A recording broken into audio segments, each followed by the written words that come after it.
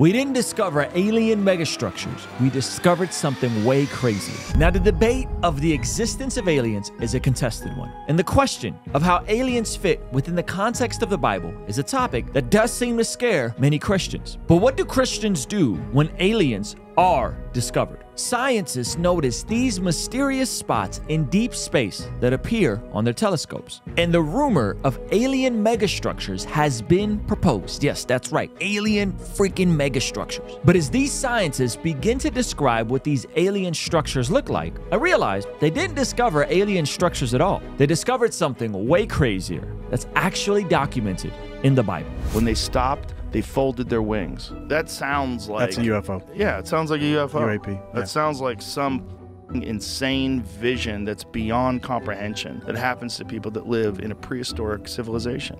But before we get into that, guys, my name is Ruslan, and this channel exists to encourage, empower, and inspire you to live a life that blesses God. Now, I've actually been into the topic of aliens for a very long time, even before I was following Jesus, and I've been following Jesus for over 20 years. But what was most interesting to me is seeing how this topic is reconciled within scriptures. So I'm excited to dive into this topic with you. Recently, I was looking on the back end of some of our analytics, and I discovered that a huge percentage of you guys, unfortunately, are not subscribed. So if you're new here, or if you're not new here, please make sure to hit the subscribe button. Okay, now let's jump into this video. So in the summer of 2024, NBC released this video about alien megastructures called Dyson spheres. A group of researchers say they've identified at least 7 stars that might be surrounded by super advanced alien megastructures known as Dyson spheres. Yes, I said alien structures, and I know what you're thinking, but just stay with me here, because the basic idea was this: superior intelligent life might build big structures around their home stars or planets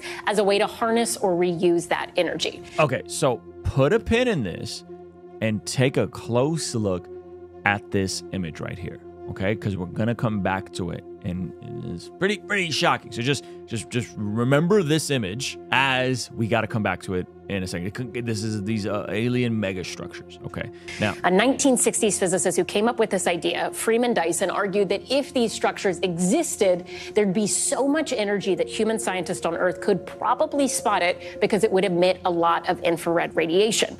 Be mindful of the language used. This is a lot of like probably and could and maybe. So take all of this with a grain of salt. Now, I remember seeing a viral video a while ago that highlighted what these biblically accurate beings look like. Check this out for me.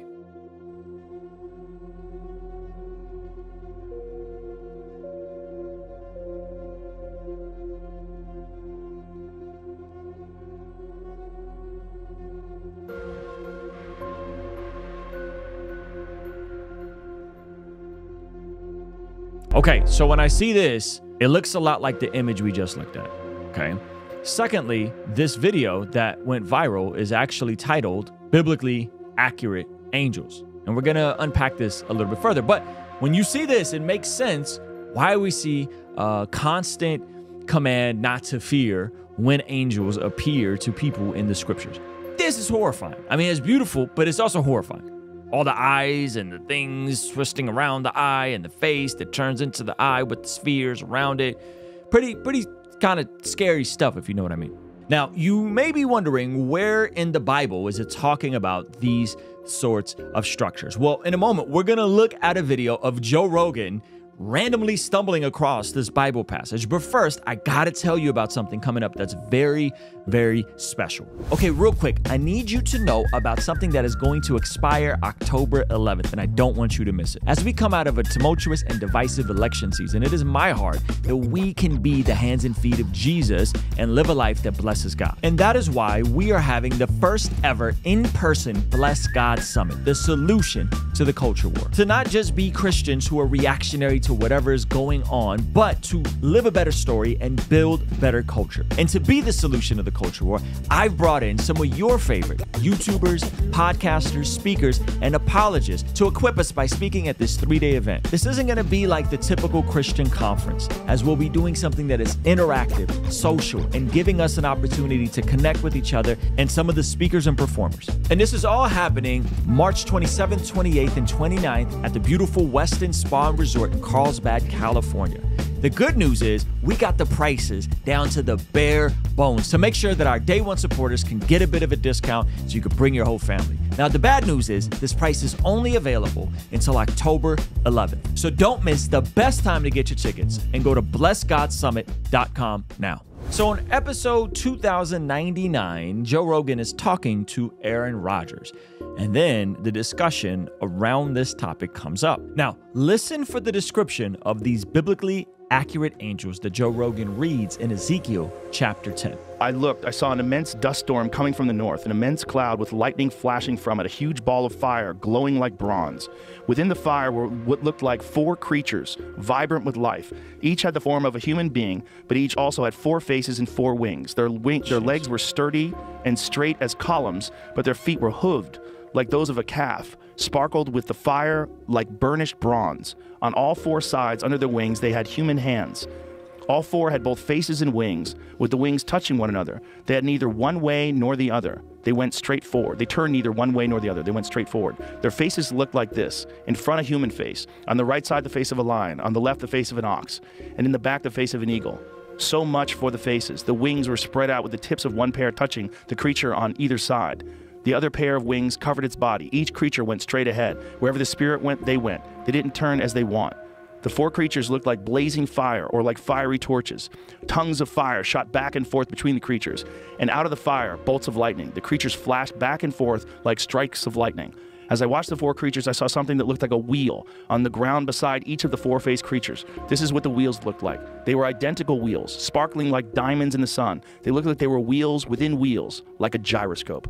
If you're living thousands of years ago, and by the way, you tell this story forever before it ever gets written down. I mean, there's 1,000 years of oral tradition of speaking these stories before these things get written down. They went in any one of 4 directions they faced, but straight, not veering off. The rims were immense, circled with eyes. When the living creatures went, the wheels went. When the living creatures lifted off, the wheels lifted off. Wherever the spirit went, they went, the wheels sticking right with them. For the spirit of the living creatures was in the wheels. When the creatures went, the wheels went. When the creatures stopped, the wheels stopped. When the creatures lifted off, the wheels lifted off. Jeez. Because the spirit of the living creatures was in the wheels. Many people don't know that Ezekiel, Jeremiah, and Daniel were all contemporaries of each other. And a lot of what we're seeing in these books, specifically with Ezekiel and Daniel, is there's an apocalyptic end of days reference to it. So it's going to be using similar imagery as what we see in the book of Revelation. The end of days, these different images, when Israel finally gets restored. Remember, they were expecting a military-like messianic figure, but they got Jesus coming as a lamb to die for the sins of the world. But then when Jesus comes back the second time, that is when he will come to rule as the lion. So a lot of this imagery from the Old and the New Testament is foreshadowing stuff that has happened in the fulfillment of Jesus and will happen when Jesus comes back. Now, many of us have been discussing the topic of the Nephilim for a while. They're these huge half-man, half-spirit beings that were supposed to get destroyed during the flood of Noah, but yet they pop up as these disembodied spirit beings after they're physically wiped out.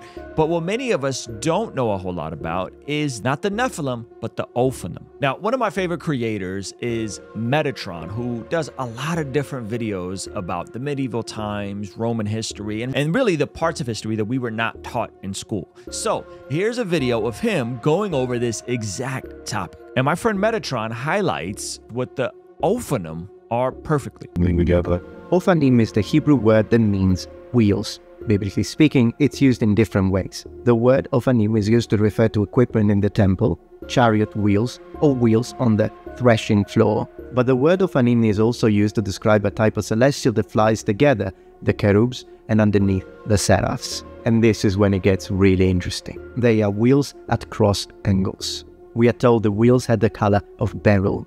In the Apocrypha Book of Enoch, we are told about celestials.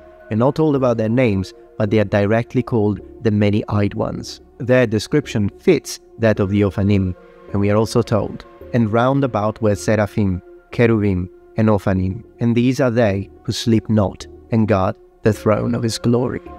Even though cherubim, seraphim, and Ophanim are completely different entities, they do have one thing in common. They never sleep.